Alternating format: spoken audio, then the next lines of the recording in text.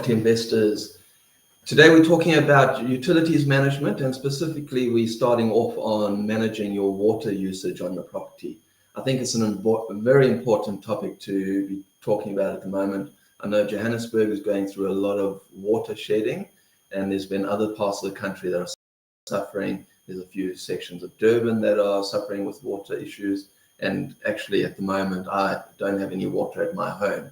So it's quite an important topic to discuss around and to sort of talk about solutions when it comes to managing water. As property landlords or as property investors, owners of properties, it's a lot more important for us because our goal is to make as much money from our investment as possible. And if there's water being wasted on your property, that means that there's money flowing out of your pockets instead of money flowing into your pockets. So bearing in mind that if your tenants are using water, you're able to recover that cost from them. So they should be paying for what they're using. And it's not a space where you can make profit on, but it is a space that you don't want to have excessive costs around it. So diving into this idea of managing your water on your property, I think the most important, or the starting point for me, is this idea of, are you actually charging your tenants for water? So for me, that's the starting point when it comes to managing your water consumption on your property. You need to be charging your tenants for the water that they are using on the property. So a lot of landlords, when they're competing for tenants on the sort of the rental market, when they're starting to look for tenants, they're going through that procurement process.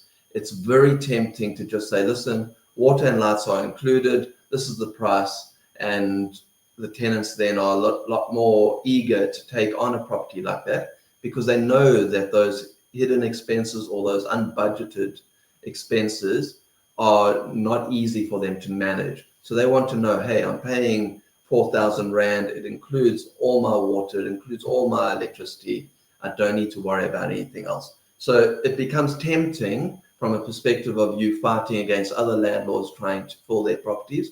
You then get tempted to go, okay, well, let's just go fully inclusive, water and lights included in this rate. And that might be one of the reasons you do it. Another reason landlords are tempted to do that is because their properties aren't optimized to be able to bill their tenants for their usage of electricity or their usage of water. So focusing on water today, it really is important that you are charging your tenants for water. Water is often one of those items that are harder for landlords to put into place a metering system. So a lot of landlords don't bother and they just include the water in the rate on the rent. So for me, the starting point is charge your tenant for the water that they're using on the property. So and there's a big reason for that. The first reason is, by default, our human nature is to not respect something that we get for free. So, and you'll see it in so many examples. Those of you who have children, you'll see if your children don't have to pay for something, there's no cost element, there's no consequence to something, they don't respect it. So it's when there is a cost, when there's a consequence, and once they've learned to respect it, that they do look after these things. So in the same way, we as adults are around things that don't cost us anything. We don't look after them as well as we should do. So what we're wanting to do as property investors or property owners is to make sure we're teaching our tenants to respect things that are concerning our properties. Again, if you get something for free, being water, if you get water for free, you don't respect how much that water costs. And as a result, you end up wasting it. So taps will be left open running. Toilets that are leaking or dripping or running are left running and they're not attended to because, hey, it doesn't cost me anything. I don't need to worry about it. Another big one is if it takes a while for your hot water to get to your taps, then tenants will tend to just open the tap, wait for the hot water to run or the cold water to run through until it gets to hot water. That cold water is just going straight down the drain.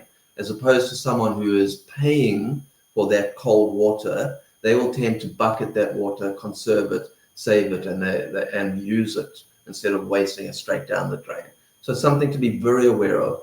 Just reiterating that idea that if it's free, it's not respected, it's not looked after. So for me, it is so important to make sure that your tenants are paying for their water, and I think paying from the start, aware that they're paying for their water. Okay. Another issue around tenants not paying for their water is the big idea that they don't let you know when there's maintenance problems on the property. So if there's a leaking tap, a dripping tap where the washer needs to be replaced, they're not worried about that wastage, so they don't need to do that maintenance. There's obviously knock-on effects when there are leaking taps, leaking pipes, leaking toilets, leaking geysers. Is what that ends up doing is it becomes a wear and tear item on the property. It creates potential for damp to come in, and you have issues around that. So what do? If you haven't been charging your tenant for water, it's now time for you to start approaching your tenants and informing them that you are going to be charging them for water. You can't just all of a sudden send them a water bill without notifying them. So for me, the starting point is notify them. Give them a couple of months. If you haven't been charging them for water before, start introducing it to them and say 3 months, a month at minimum, but I would suggest 3 months notice to say, listen, I'm letting you know that we are going to start charging you for the water consumption on the property. This is how it's going to happen. So you need to do it in writing. Send them an addendum to their lease, basically explaining to them exactly how you're going to charge them for the water, and the fact that you are going to implement this process from a specific date. So it's not a sudden surprise to them. They're able to psychologically prepare themselves for this change, and they're able to sort of say, okay, well, we need to budget for it and start planning for it. And we also need to start reducing the amount of water that we use on the property. Include in that letter, if there are any items of maintenance that I need to attend to before we switch you over onto you paying for the water, I really suggest that you let me know as the landlord so I can arrange for this maintenance to be done, the repairs to be done. Yeah, and that's sort of you meeting them in the middle. You're sort of saying, okay, we're going to put into place this process. These are the things that we're going to do to make sure that it runs as smoothly as possible. Then the next step for you to go is like, okay, I'm going to be charging my tenant for water. How am I going to do that? Actually, before I start there, included in your letter to your tenant, you need to explain to them how they're going to be charged for the water, okay? Because then you're going to then look at how are you going to charge them for the water, being how am I going to record how much water you've consumed. So the two options for me there are a standard water meter, so I call it a dumb water meter, where you have to go and read the numbers on the meter once a month. You work out how much was consumed from the closing meter number on the last month to the closing meter of the closing number on the new month. And then you're obviously going new minus old equals how many kiloliters were used during that month. So that's one way of doing it. Or my preference is to do prepaid water meters, because there's less admin. You don't have to be calculating how many liters they use that month. So in that letter to your tenant around the fact that you're going to start charging them for water, you then include what method you're going to put in place to charge them for their water. And then what I suggest you do is, if your rent was 4,000 Rand, or the tenant's rent was 4,000 Rand a month, and included in that rent was their water, then I suggest that you itemize that. You say, listen, your total rent was 4,000 Rand. Of that, 500 Rand was allocated towards the water budget. So I'm going to then take that 500 Rand off of your base rental charge, and you can use that 500 Rand towards your water consumption. Obviously, you need to do the maths and you'll know what your water consumption is on your property at the moment. And you're going to then preemptively make a judgment to say, listen, you're currently spending 500 Rand a month on water, so therefore that rate is going to then be removed from your rental portion, and you're going to pay for that separately. you're going to be itemized specifically for the water. So be it a reading and a charge per kiloliter that you'll charge them manually every month, or be it through the prepaid meter that they'll pay up front. Okay, so you want to negotiate at this stage to say, listen, instead of your rent being a solid 4,000 Rand, including the water, it's now going to be 3,500 Rand. You're responsible for the added cost of the water on top of that. So that's what you're doing as far as your negotiations. If you are getting new tenants into the property, then it's easy. Now you're just stipulating how you want it to be done. So instead of you competing at the 4,000 Rand rent mark, you're now competing at a little bit of a lower rent mark, but you're communicating with the tenants that it doesn't include water, it doesn't include the electricity. So the tenants are aware that they're going to have to budget for that. Okay, so then deciding on how you're going to charge your tenants for their water, this is those two parts. So you've got the standard dumb meter where you're going to record the readings you're going to record those readings once a month. You're going to do the calculations and you're going to bill them based on what the cost is per kiloliter and how many kiloliters they've used during that month. So that's the one option that you have on hand. The other option is the prepaid meter. I've expressed that I prefer the prepaid meter option because it takes away the administration. No one's having to go out and read those meters. You're not worrying about an error being made in the reading of the meters. Maybe they leave off a 0, or maybe they take it down as a 7 instead of a 9. That sort of error that comes into play when you're then subtracting the current month or the previous month from the current month, you're then having a little bit of a calculation error there, and you're underbilling the tenant. Now what happens if you're underbilled in this month, then you've got to catch up next month. Suddenly it throws out the relationship with your tenant. You're having to fight with them. So for me, prepaid becomes a lot simpler from an administration perspective. So I normally suggest to landlords, to property owners, try and get your properties to prepaid meters because it just takes away that stress of the administration.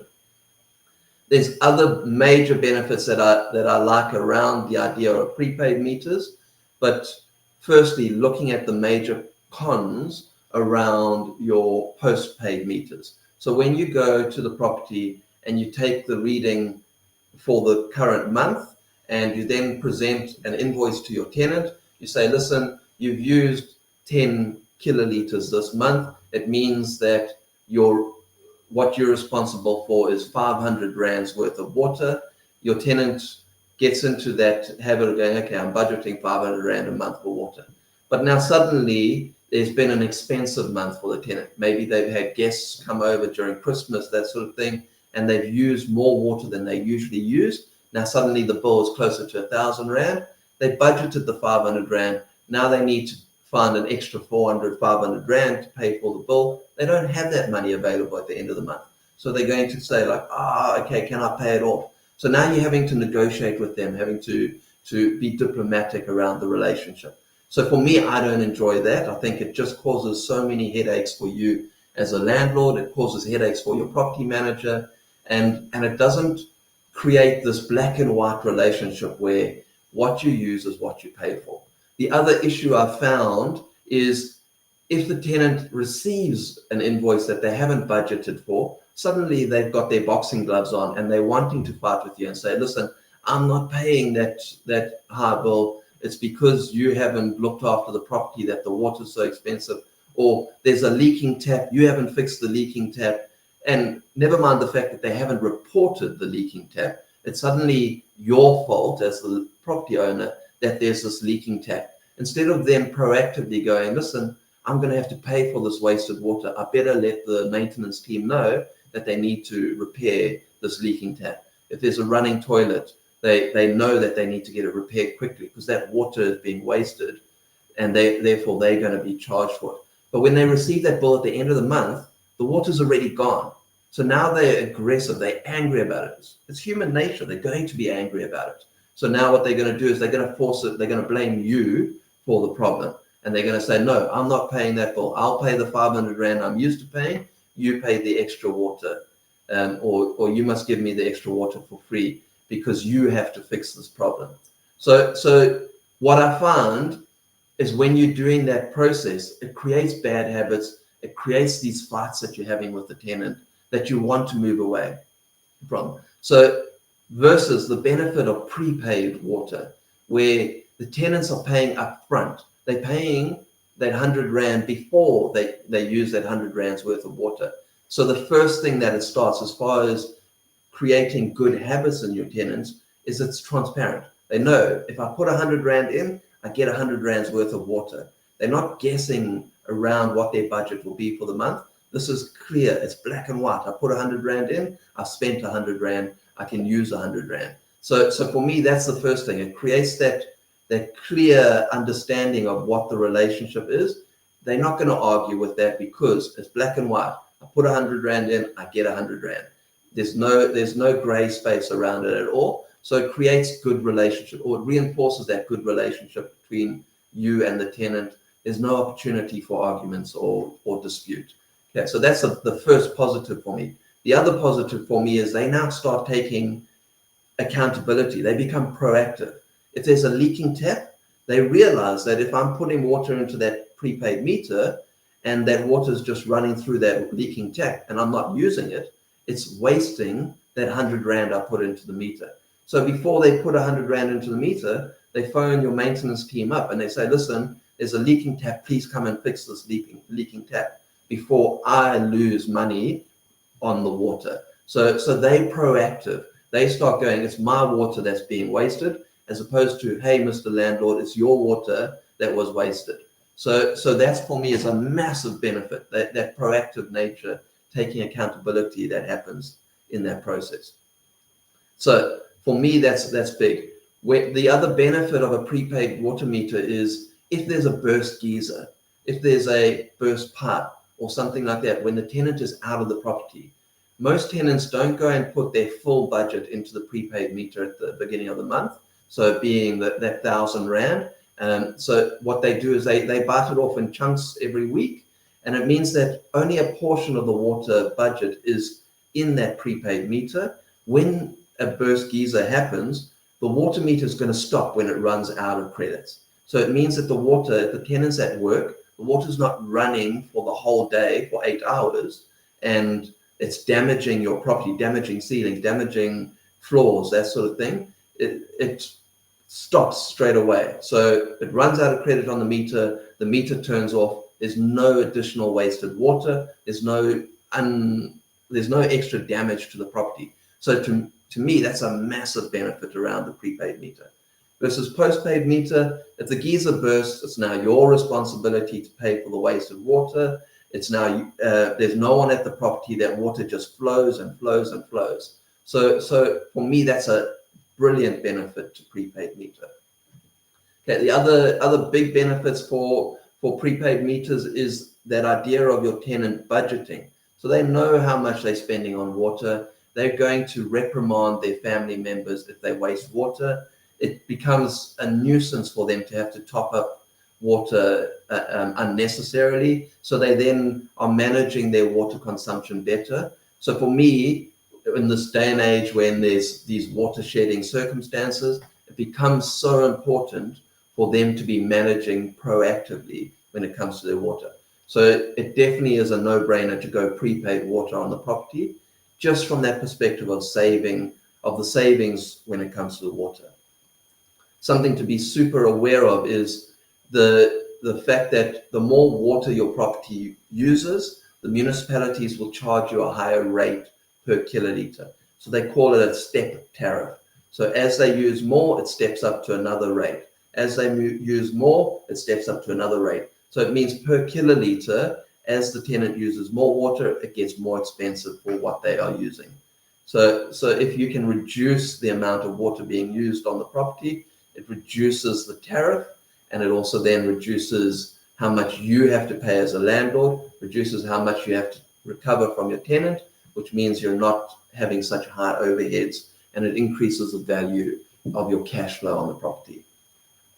So what I would like to suggest is for you to look at your properties, evaluate what systems you have in place to control the way that you bill your tenants for water, starting from that fact, am I charging my tenants for water? If I'm not, then don't waste time. Get onto that plan of how you're going to charge them for water. If you want to have a discussion with me, feel free to get hold of me through our website. There should be a contact list on the website, and drop me an email. I'm more than happy to talk through your individual scenario and help you with the solution to make sure you've got the right program in place for managing your water.